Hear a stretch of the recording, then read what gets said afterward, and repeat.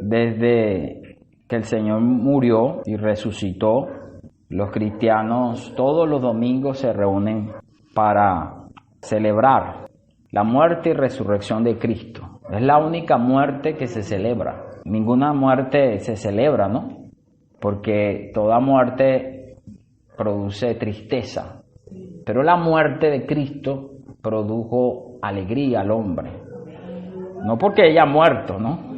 Sino porque su muerte trajo vida. Su muerte produjo salvación al hombre. Y que también esa muerte dio paso para que nosotros entráramos a su gloria. Pudiéramos realmente ser incluidos en la resurrección de Cristo. En la muerte de Cristo, todas las cosas negativas del hombre, el pecado, la carne, que la naturaleza que nos lleva a pecar, una naturaleza rebelde, esa es la carne. Lo negativo en nosotros, que entró por causa del pecado, fueron destruidas allí en la cruz del Calvario, cuando el Señor murió. La palabra del Señor dice que Él se hizo en semejanza de carne de pecado. Por eso que el Señor se vistió de humanidad, porque todo lo que estaba en el hombre, que era estas cosas negativas, Él las lleva a la cruz. Cuando Él muere en la cruz, todas estas cosas mueren, es decir, mueren en Cristo. Por eso, si nosotros nos identificamos y recibimos esa muerte, realmente también traemos consigo la esperanza de resurrección. Amén. Alabado sea el Señor, hermano. Por eso, esta muerte y resurrección de Cristo, todos los domingos, porque un día como hoy, un domingo, primer día de la semana, para nosotros es el último día, pero realmente era el primer día de la semana. En el antiguo calendario, el último día de la semana es el sábado para los judíos. Pero el primer día de la semana se tornó día de reposo para nosotros después de la muerte y resurrección de Cristo. Porque a partir de allí los cristianos comenzaron a celebrar que un día como hoy, un domingo, primer día de la semana, Cristo resucitó. Amén. Cristo resucitó de entre los muertos. Alabado sea el Señor. Por eso, en estos días que estábamos revisando los mensajes del alimento diario, nosotros estamos siguiendo de cerca esta palabra, nuestro alimento diario, la palabra que el Señor está trayendo para la iglesia. Recomendamos a todos los hermanos seguir de cerca, porque esta es la palabra que el Señor está trayendo para su iglesia. Dios está hablando para su pueblo. La Biblia contiene toda la revelación de Dios y debemos leerla toda. Debemos, como creyentes normales, procurar leerla para nosotros conocer todo el plan de Dios. Pero Dios estableció en la iglesia profetas y maestros. Dice la Biblia en Efesios capítulo 4 que Él estableció apóstoles, estableció profetas, evangelistas, pastores y maestros a fin de perfeccionar a los santos. Entonces, la Biblia tiene 66 libros, pero en ella hay mucho contenido que quizás nosotros nos distraigamos de lo esencial. Cuando usted ve la Biblia, ve historias, pero quizás por la falta de discernimiento se distraiga. Es como el niño. Cuando el niño va al parque o va a un lugar, cualquier cosa lo distrae. Si usted no está pendiente, como dice la hermana, se pierde. Porque el niño es fácil de ser distraído. Así la misma la Biblia. La Biblia realmente tiene un propósito, es comunicar al hombre la voluntad de Dios, revelar al hombre cuál es la voluntad. No para que el hombre se distraiga con algunos detalles. El paisaje tiene árboles, tiene ríos, pero hay un punto esencial del paisaje. Entonces, así mismo es la palabra. El punto esencial de la palabra es la voluntad de Dios, no los detalles. Pero los niños se distraen con los detalles. Entonces, ¿cómo hace el Señor? Bueno, Dios estableció hombres que conocen la voluntad de Dios, que han podido ganar la revelación de Dios en su palabra y nos enfocan, nos dan un enfoque dentro de la palabra. Por ejemplo, cuando usted lee los evangelios, fácilmente nosotros podemos ser impresionados por los milagros, ¿o no? Como niños quizás nos impresionan son los milagros, pero detrás de los evangelios el Señor no quería llamar la atención de los milagros. Hoy muchas personas buscan los milagros porque creen que eso es lo central, creen que eso es lo esencial y lo primordial. Porque usted ve a Jesús sanando enfermos, ayudando personas, levantando paralíticos, sanando ciegos, sanando a cojos, sanando a leprosos. Y para nuestra percepción pensamos que nuestro Dios viene es para eso, para solucionar nuestros problemas. Y nos acercamos a Dios cuando tenemos problemas y cuando no tenemos, no nos acercamos, porque esa es la percepción a simple vista que nosotros tenemos la palabra. Pero hoy estamos revisando el libro de Mateo y vimos que el libro de Mateo está dividido en dos partes y el corazón del libro de Mateo está en el capítulo 16. Los últimos mensajes que hemos disfrutado a través de la palabra profética que han traído los apóstoles. Señor, ¿qué me impide tener la visión? Señor, dame la visión y Señor, revélame tu gloria. Estos son los tres últimos mensajes. Hoy estamos revisando este último mensaje del segundo tomo, uno de los últimos. Señor, revélame tu gloria. Y acá vemos algo importante que hemos estado revisando, es sobre la revelación de Dios Padre, que es Cristo, y la revelación de Cristo, que es la iglesia. ¿Queremos conocer a Dios? Necesitamos ir a Cristo. ¿Queremos conocer a Cristo? ¿Cuántos quieren conocer a Cristo? Es imposible conocer a Cristo sin conocer la iglesia. Por eso, si usted quiere conocer a Cristo, debe estar en la iglesia. Debe conocer la revelación de la iglesia. La iglesia es esencial para conocer a Cristo. Cada vez que vivimos la vida de la iglesia, conocemos más a Cristo. Y al conocer más a Cristo, conocemos más a Dios. Señor Jesús. La iglesia revela a Cristo y Cristo revela a Dios, Dios Padre. Eso es lo que nos muestra Mateo capítulo 16. Entonces, quizás nosotros podremos estar pasando de largo estos capítulos 16 y 17 de Mateo, y le demos más atención a esos detalles, pero el corazón del libro de Mateo no son los milagros, no son estas cosas que para nosotros, quizás para seres humanos, son importantes, pero para Dios lo más importante es el capítulo 16 y capítulo 17 del libro de Mateo. Por eso todos estos últimos mensajes han estado centrados en estos dos capítulos.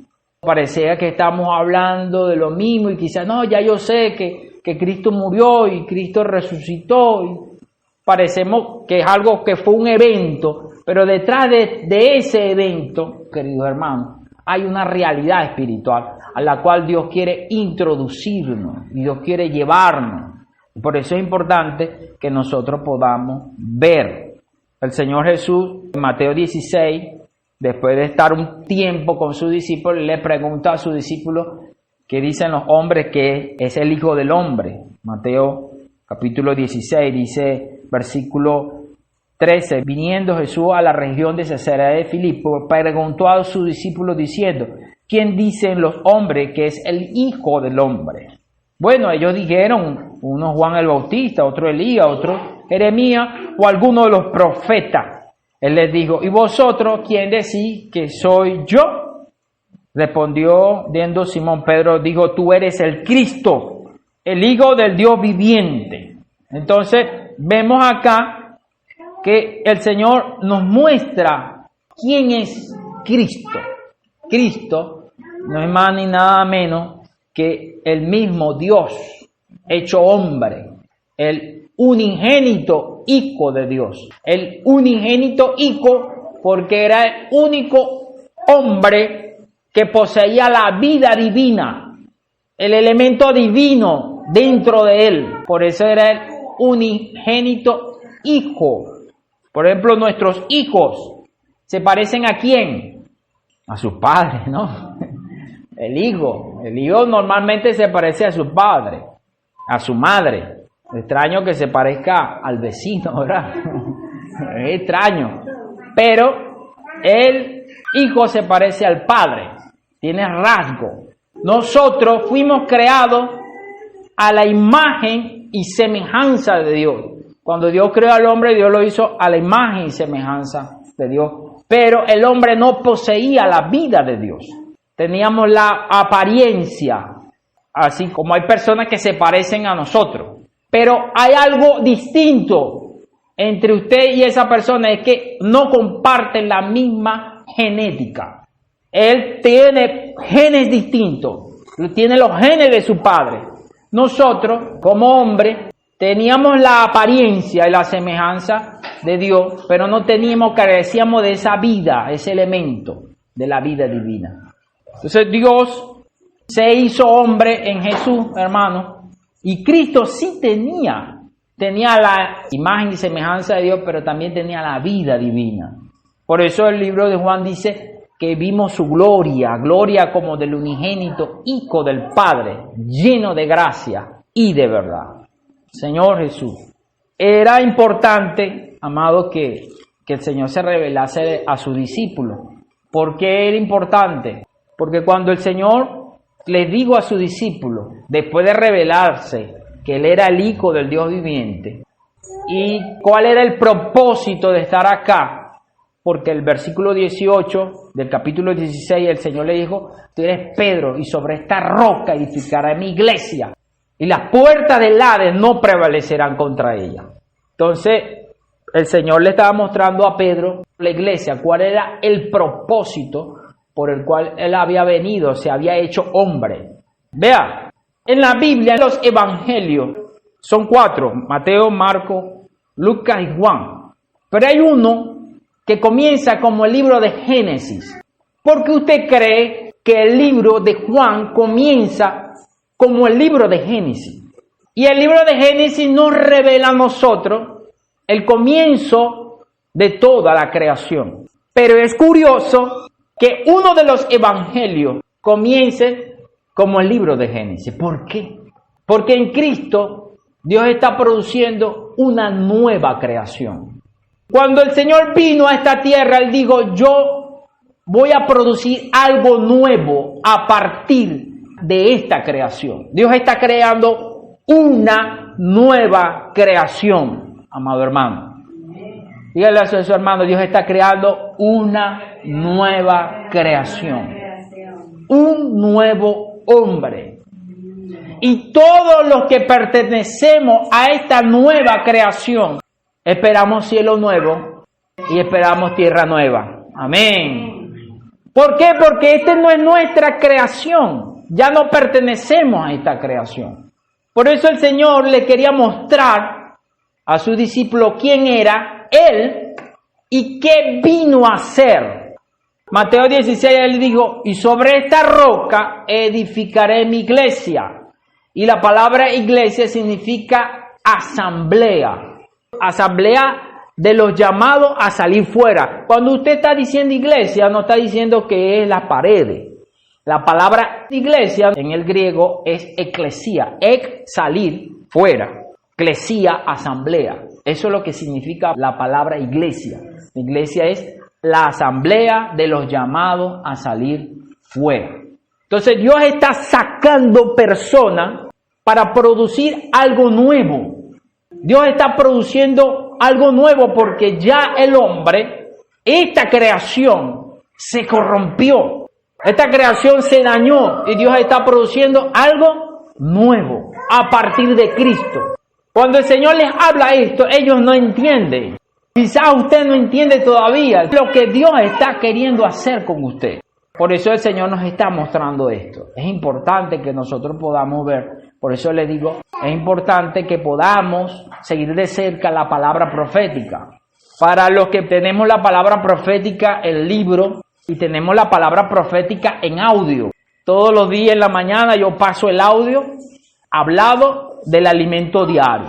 Si a usted le cuesta de repente por sus ocupaciones, el tiempo no le da para leer o tiene alguna dificultad para leer en ese momento, bueno, usted pone, vamos a escuchar el audio, vamos a escucharlo, vamos a ver qué es lo que el Señor nos quiere mostrar, porque cada vez que usted escucha, Dios le revela.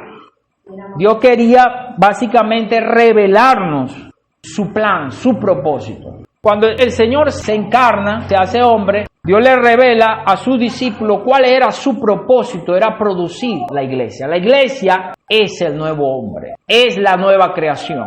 Por eso, 2 Corintios capítulo 5 dice que todas las cosas viejas pasaron. He aquí, todas son hechas nuevas. Es decir, Dios está haciendo algo nuevo.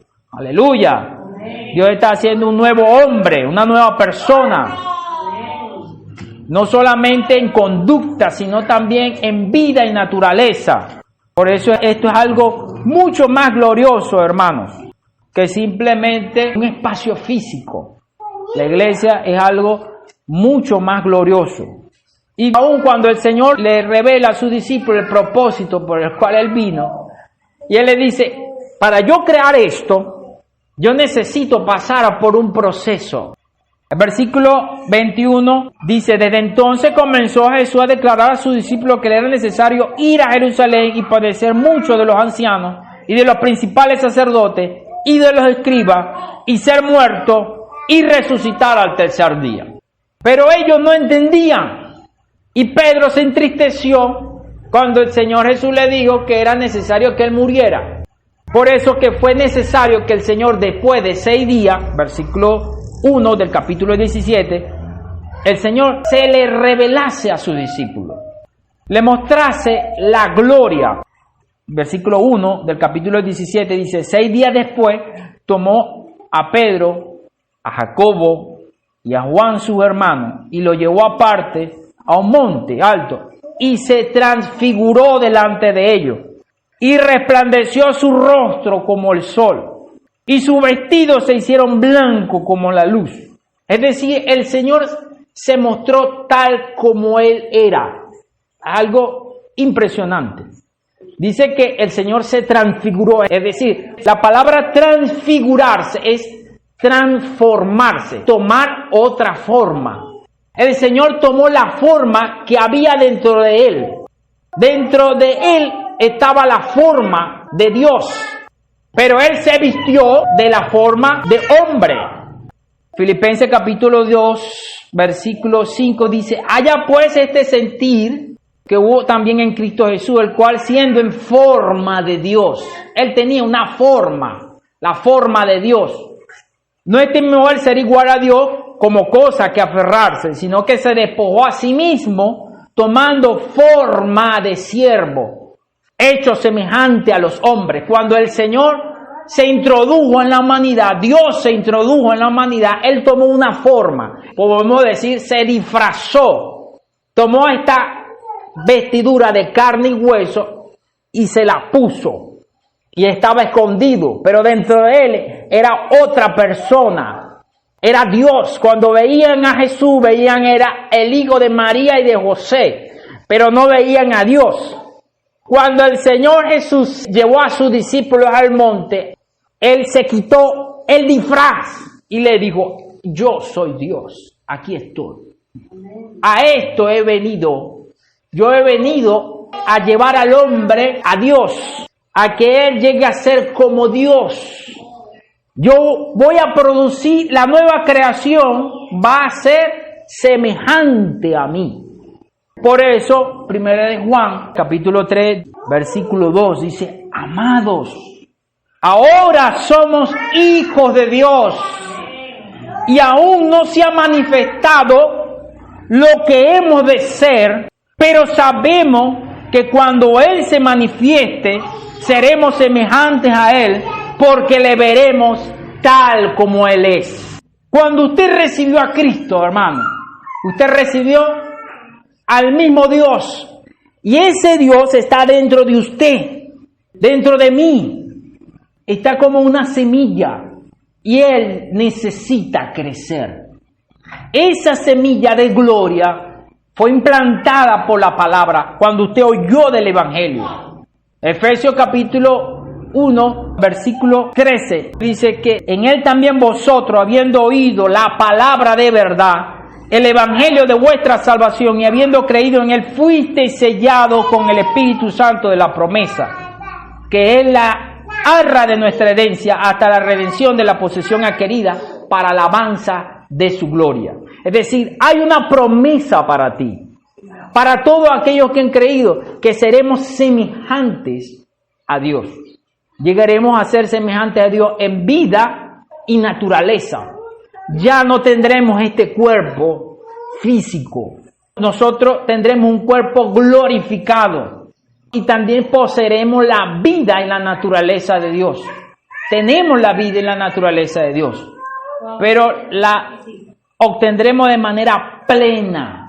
Es decir, por ejemplo, Brittany, esta niña, ella está creciendo. Ella va a ser una madre, ¿cierto o no? Sí. Ella es una mujer pequeña, en miniatura, ¿verdad que sí? Sebastián es un hombre. Él tiene todas las cualidades y las potencialidades de un hombre. Se parece a un hombre. A medida que él crece, obtiene cada vez más capacidades de hombre. El desarrollo de estos niños obtienen cada vez más las capacidades de un hombre y de una mujer. La vida de Dios que fue sembrada en ti y en mí está pequeña. Fue plantada como una semilla. Por eso nosotros necesitamos percibir qué es la gloria. Porque la gloria no es simplemente alabanza. La gloria a la que el Señor le mostró, que es el tema de esta semana, Señor, revélame tu gloria. Es más, mostrarnos una visión hacia donde Dios quiere introducirnos. Primera de Pedro, capítulo 1, versículo 23 dice, siendo renacido no de simiente corruptible, sino de incorruptible por la palabra de Dios que vive y permanece para siempre. Fuimos renacidos, es decir, usted y yo nacimos de nuevo, tuvimos un nuevo nacimiento, pero ya no de nuestro padre, no de Adán, sino de Dios. Se introdujo una vida distinta por la palabra de Dios que vive y permanece para siempre. Porque toda carne es como hierba y toda gloria del hombre como flor de hierba. La hierba se seca y la flor se cae, mas la palabra del Señor permanece para siempre. Amén. Esta semilla necesita crecer. Diga conmigo, esta semilla necesita crecer. El Señor le muestra a sus discípulos que el propósito es que el hombre pueda poseer la vida y la naturaleza divina. Y que para eso Dios vino para introducir a muchos a la gloria. Por eso, Hebreos capítulo 2, versículo 10 dice, porque convenía a aquel, por causa son todas las cosas, y porque en todas las cosas subsiste, que habiendo de llegar mucho hijo a la gloria, perfeccionase por aflicciones al autor de la salvación de ellos.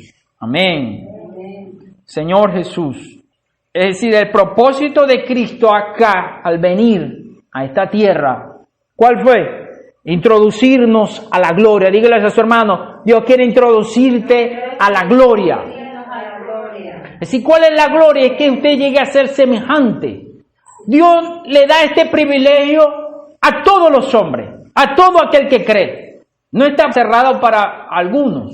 ¿Por qué? Porque en la muerte de Cristo, ¿qué ocurrió?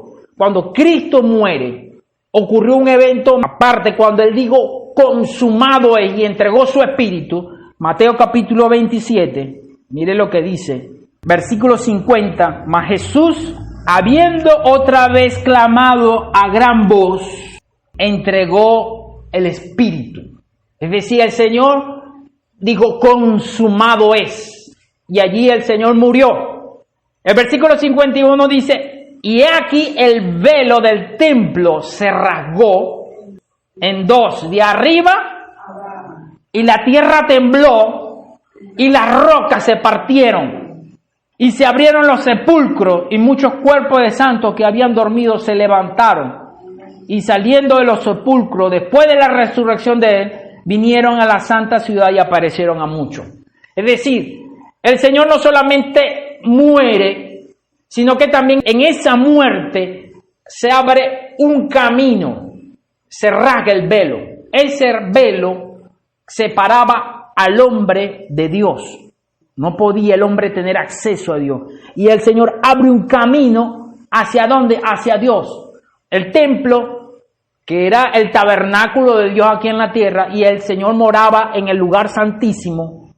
Ahí en el templo, la gloria de Dios estaba en un lugar llamado lugar santísimo. Habían tres partes de ese templo: el atrio, donde se hacían los sacrificios; estaba el lugar santo, donde estaban los panes de la propiciación, donde estaba el candelero de oro y estaba el altar de incienso. Y había un lugar más profundo, que ahí es donde estaba la gloria de Dios. Dios descendía allí y el sacerdote entraba una vez al año.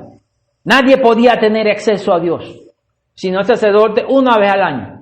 Cuando Cristo muere, ese velo que separaba el lugar santo al lugar santísimo, donde estaba Dios, en el tabernáculo, fue rasgado de arriba hacia abajo. Se abrió un camino. ¡Aleluya! Hermano, se abrió un camino. Por eso que la cruz no solamente perdona nuestros pecados, también la cruz nos abrió un camino a la gloria. Porque el objetivo de Dios era llevarnos a la gloria. Por eso Hebreos capítulo 10, versículo 19 dice: así que, hermanos, teniendo libertad para entrar en el lugar santísimo por la sangre de Jesucristo, por el camino nuevo y vivo que Él nos abrió a través del velo, esto es de su carne, teniendo un gran sacerdote sobre la casa de Dios, acerquémonos con corazón puro y sincero, en plena certidumbre de fe, purificados los corazones de mala conciencia y lavados los cuerpos con agua pura. ¿Cuál es el objetivo de esta carga de esta semana? Es producir en usted un deseo de entrar en la gloria. ¿Cuántos quieren entrar en la gloria, hermano? Vea los títulos de los 3 últimos mensajes. Señor, ¿qué me impide tener la visión? Señor, dame la visión. Señor, revélame tu gloria. Estos 3 títulos son una petición, más que un título, es como un ruego. Señor, ¿qué me impide? Señor, revélame tu gloria. Señor, dame la visión. Es una oración que se hace al Señor. Dios quiere producir ese deseo en ti. Porque si tú no deseas entrar en la gloria, nadie te va a llevar, hermano. Así se te dé la visión. Vamos a leer 2 experiencias de 2 ciegos. En Marcos capítulo 8, versículo 22 dice: vino luego a Betsaida y le trajeron un ciego y le rogaron que le tocase. Me llama mucho la atención esta porción de la Biblia, porque el ciego no es el que pide que lo sane, son los que lo trajeron. Los que trajeron al ciego, es decir, estaban más interesados que el ciego de ser sanado. Pues dice, vino luego a Betsaida, a una ciudad, y le trajeron un ciego y le rogaron que le tocase. El ciego no quería, se quitaba la ceguera. Entonces, tomando la mano del ciego, lo sacó fuera de la aldea y, escupiendo en sus ojos, le puso las manos encima y le preguntó si veía algo. Él, mirando, dijo: veo los hombres como árboles, pero los veo que andan. Luego le puso otra vez las manos sobre los ojos y les hizo que mirasen, y fue restablecido y vio de lejos y claramente a todos, y le envió a su casa, diciendo: no entre en la aldea, ni lo digas a nadie en la aldea. Pero vamos a leer otro pasaje. Esta sanidad de este ciego ocurre en el contexto cuando los fariseos le piden a Jesús señal, y antes que el Señor se revelase a sus discípulos, mostrando que las personas que le estaban demandando señal eran personas ciegas, que por muchas señales que había hecho y sanidades, ellos no veían que Él era el Dios hecho hombre y que Él era el Cristo, y le seguían pidiendo señales. Por eso este ciego vemos en esta experiencia dos cosas. Uno, que el ciego no quería ser sanado, sino que otros querían que fuese sanado y que el Señor lo hizo por causa que otros le pidieron. Dos, que este ciego no siguió al Señor. Después de verse sanado, él no siguió al Señor. Y el Señor lo despide y le dice, ve a tu casa, porque el Señor sabía el corazón del ciego. Pero cuando leemos Marcos capítulo 10, vemos a otro ciego. Marcos capítulo 10, versículo 46 dice, entonces vinieron a Jericó, y al salir de Jericó, él y sus discípulos, y una gran multitud, Bartimeo el ciego, hijo de Timeo, estaba sentado junto al camino mendigando. Oyendo que era Jesús Nazareno, él no lo veía, vea, él escuchó que Jesús estaba pasando, comenzó a dar voces y a decir, Jesús, hijo de David, ten misericordia de mí. Y muchos le reprendían para que callase, pero él clamaba mucho más, hijo de David, ten misericordia de mí. Cuando yo leo estos tres títulos de estos mensajes, yo veo a este ciego, el clamor de este ciego. Señor, ¿qué me impide tener la visión? Señor, yo quiero ver, pero es que no veo. Señor, dame. Señor, revélame. Entonces Jesús, deteniéndose, como vio que este ciego lo clamaba y todo el mundo lo mandaba que callase, pero el ciego seguía clamando. Entonces Jesús, deteniéndose, mandó a llamarle y llamaron al ciego diciéndole, ten confianza. Amén. Mira cómo el Señor le dice a aquel que quiere tener una visión, levántate, te llama. Amén. Amén. Levántate, te llama. Él entonces, arrojando su capa, todo lo que le pesaba, se levantó y vino a Jesús. Amén, hermano. Hoy el Señor nos llama. El Señor quiere mostrarnos. Dios quiere sanarte de la visión. Quizás a veces nosotros nos impide seguir al Señor porque no vimos. Pero maravilloso esto. Entonces, arrojando su capa, se levantó y vino a Jesús. Respondiendo Jesús le dijo, ¿qué quieres que te haga? ¿Ah? Ya no lo había escuchado, sí, pero el Señor quería que se lo dijera. Él le dijo, maestro, que recobre la vista. Diga conmigo, que recobre la vista. Señor Jesús. Y Jesús le dijo, ve, tu fe te ha salvado. Y enseguida recobró la vista y seguía a Jesús en el camino. Nosotros necesitamos ser como este ciego, como Bartimeo, no como el otro. El otro se fue para su casa. El otro no siguió a Jesús. El Señor lo sanó, pero no vio. Él vio a quien lo sanó. ¿Quién es usted? ¿Este ciego o el segundo? ¿Cuál es mejor? ¿El Señor te salvó o no te salvó? Muchos Dios los salva, pero no siguen a Jesús. Muchos Dios perdona, pero no siguen a Jesús. Porque no hay el deseo en ellos. La salvación es gratuita. Y tú no hiciste nada para ser salvo. Este ciego no hizo nada, ahí lo llevaron, el primero, lo llevaron, le pidieron que fuera sanado, lo sanaron y el Señor le dijo, bueno, te despido. Al segundo también el Señor lo despidió, pero ¿qué pasó? Él dijo, yo voy a seguir a Jesús. Amén. Seguir a Jesús muestra que él ganó algo más profundo. Él entendía quién era Jesús, aun cuando no tenía la visión. ¿Por qué? Porque él le decía, hijo de David. Él sabía que Jesús era el Cristo. Hoy Dios quiere darnos esta visión que nos lleve a seguir. Seguir para entrar en la gloria. Si usted no quiere, no va a entrar. Va a ser sanado, ¿cierto? Pero para los que quieren seguir a Jesús, Mateo 16, el Señor le dice esto. Mire, Mateo 16, 24. Entonces Jesús dijo a sus discípulos, si alguno quiere venir en pos de mí, niéguese a sí mismo, tome su cruz y sígame. Seguir al Señor implicaba tomar la cruz. Hoy Dios quiere que muchos entren a la gloria. Para eso Él vino. Él vino no solamente a morir por nuestros pecados. Él murió, resucitó, ascendió a los cielos y luego descendió como el Espíritu para también llevarnos a la gloria.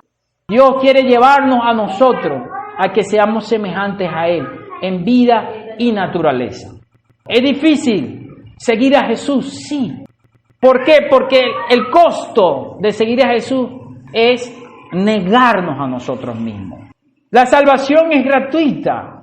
Yo solamente necesito creer. Pero entrar en la gloria implica que yo muera. Implica que mi viejo hombre muera. Mi ser natural, mi forma de ser, nuestros conceptos.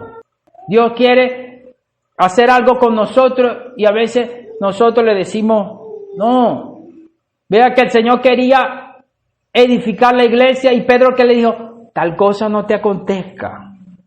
Dios quiere que tú puedas ser parte de la edificación, pero para eso debe hacer morir las cosas terrenales en nosotros. Dios quiere eliminar cosas en nosotros. Y solamente tú puedes hacerla morir. ¿Por qué? Porque ya Él nos dio el poder de su resurrección. El poder que venció la muerte. ¿Por qué aún nos cuesta edificar la iglesia? Bueno, hermano, porque hay cosas terrenales en nosotros. Quizás no pecaminosas, pero sí terrenales. Colosenses 3:5 dice, haced morir pues lo terrenal en vosotros, fornicación, impureza, pasiones desordenadas, malos deseos y avaricia, que es idolatría. Cosas por las cuales la ira de Dios viene sobre los hijos de desobediencia, en los cuales vosotros también anduviste en otro tiempo cuando vivíais en ella. Pero ahora, amén. Hermano, pero ahora, dejad también vosotros todas estas cosas: ira, enojo, malicia, blasfemia, palabra deshonesta de vuestra boca. No mintáis los unos a los otros, habiendo despojado del viejo hombre con sus hechos, revestido del nuevo, el cual, conforme a la imagen del que lo creó, se va renovando hasta el conocimiento pleno. Estas cosas, las cosas negativas que hay en nosotros, puede ser, usted misma se evalúa y dice, bueno, pero es que estas cosas no están en mí. Pero el pecado produjo algo en el hombre, es que lo hizo inútil para Dios. ¿Cuánto le gusta predicar el evangelio? Apacentar a los hermanos. Pero a todos se nos dio esa responsabilidad. Porque Mateo 28 dice, id. La orden es para algunos, para los experimentados. La orden es para sus discípulos, para los que siguen al Señor. Mateo 28 dice, id y predicad el evangelio del reino. Si yo le digo a usted, hermano, amado, vaya y predique, iría. Usted dice, es que no sé, no me gusta, ya no me gusta ir a la iglesia, el hermano me puso a hacer algo que yo no quiero hacer. De una vez ya vino la primera, pero la segunda dice, no quiero ir porque me puso a hacer algo que yo no quiero hacer. A mí me gusta la iglesia, yo puedo hasta ir a escuchar los mensajes, pero comprometernos no. Vea, algo que le cuesta al hombre. Por ejemplo, cuando todas las cosas nos las dan es fácil, ¿cierto? Pero cuando yo tengo que pagar por ella, todo iba bien hasta que me pidieron real. Hasta allí no. Esa cosa que está allí, ¿está en nosotros, sí o no? Sí están en nosotros. Y esas son las cosas que impiden que nosotros entremos a la gloria. Y a esas son las cosas que nosotros necesitamos eliminar. Muchos critican. ¿Por qué? Porque ahí muestra dónde está mi corazón. Por eso el Señor habló de debemos ofrendar. ¿Por qué? Porque el dinero corrompió mi corazón. Y yo no se lo quiero dar a Dios. Y eso es ¿qué? Avaricia. Cuando usted no quiere dar, es avaricia. Y Colosenses dice, hacer morir toda avaricia. toda codicia. Entonces, si hay cosas negativas en nosotros que nos impiden entonces avanzar en la edificación, en la gloria. Cuando el joven rico se le acercó al Señor y le dijo, Señor, ¿qué haré para entrar en la vida eterna? Digo, bien, el Señor le dijo, bueno, haz todo lo que dice la ley. Señor, todo eso lo he practicado desde mi juventud, dijo el joven rico. Ah, ok, ¿verdad? Bueno, vende todo lo que tiene y dalo a los pobres, le dijo el Señor. Como él tenía mucho real, y él dice que la palabra que entristecido se fue porque tenía muchos bienes y no estaba dispuesto a dar sus bienes a los pobres. Ese es lo que ha causado el daño, el pecado en nuestra alma. No queremos dar nuestro tiempo, no queremos dar nuestra comodidad, porque para predicar el Evangelio se necesitan tres cosas. Tres cosas se necesitan. ¿Qué se necesita? Persona, tiempo y dinero. El Evangelio es gratis, amado hermano, pero se necesita persona, se necesita tiempo y se necesita dinero. Si no, no se puede llevar el Evangelio. Pero estas tres cosas las tienes tú. Tú, tu cuerpo, con tu cuerpo tú predicas. Con tu tiempo, no con el tiempo de otro, es con tu tiempo. Y con tu dinero es que tú predicas. Por ejemplo, este material, el alimento diario, tiene un costo que se beneficia, ¿verdad? Pero alguien tuvo que invertir tiempo, su persona y su dinero, ¿cierto? Entonces, si queremos llevar el Evangelio necesitamos estas tres cosas, dársela al Señor.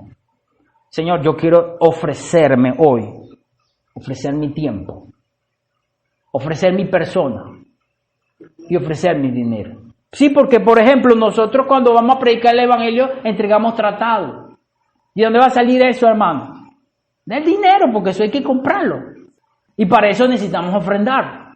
Gracias al Señor que acá nos reunimos y acá no nos cobran alquiler. Pero si tuviéramos que pagar, esto se tendría que pagar, ¿cierto? ¿Verdad? ¿Y quién lo va a dar? ¿El gobierno? ¿Alguien de afuera? No, nosotros. Nosotros somos los que tenemos la visión de la gloria. ¿Por qué hacemos eso? Porque tenemos la visión de la gloria. Alabado sea el Señor. Entonces, estas cosas deben comenzar a morir en nosotros. El egoísmo, la avaricia, todas las obras de la carne, porque el Señor nos está diciendo, si alguno quiere venir, ¿cuántos quieren entrar en la gloria? Amén. El Señor quiere llevarnos y ya abrió el camino a la gloria, pero yo tengo que tomar este camino, amado hermano. Tú tienes que tomar este camino. El Señor no te está obligando. La salvación que el Señor te concedió es gratuita. El Señor sanó a los dos ciegos y le dijo, váyanse. ¿Los obligó a seguir? No. El segundo sí. El segundo sí. Porque dijo, este me va a llevar a la gloria. Amén. ¿Qué vas a decidir tú? ¿Simplemente ser una persona que fue sanada, que el Señor lo ayudó y le solucionó su problema? ¿O alguien que quiere ir más allá? Quiere entrar en la gloria. Diga conmigo, yo quiero entrar en la gloria. Señor, yo no solamente quiero que tú me salves, me perdones, yo quiero reinar contigo, Señor Jesús.